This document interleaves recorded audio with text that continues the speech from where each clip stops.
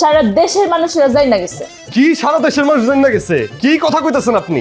কি আবার, আপনি যে বড় ভাইয়ের সংসার ভাঙা লিগে নাটক করছেন সেটা মিয়া ভাই লাইভ করে সারা দেশবাসীরে জানাই দিছে।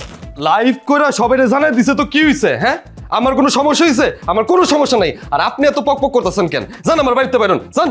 অসম্ভব, আমি তো বাড়ি থেকে বাইরম না। আমার লিগে আপনার যদি বাড়িতে থাকতে সমস্যা হয় আপনি বাড়ি থেকে বাইরে যান।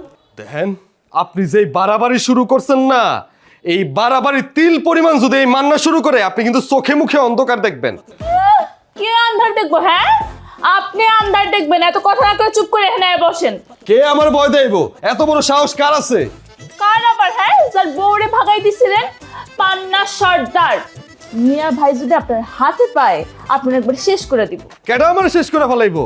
এই মান্নারে এত সহজে কেউ শেষ করে ফেলাইতে পারবো না। আর আপনি এত কথা কইতাছেন কেন? আপনারা কইতাছেন আপনি বাড়িতে বাইরন, আপনার মুখটা আমি দেখতে চাই না।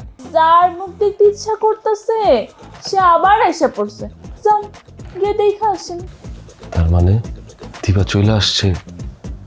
কি ব্যাপার? আমার এই কথা শুনে আপনার চোখ মুখটা একদম জল জল করে উঠছে। জল জল করে কোনো লাভ হইব না।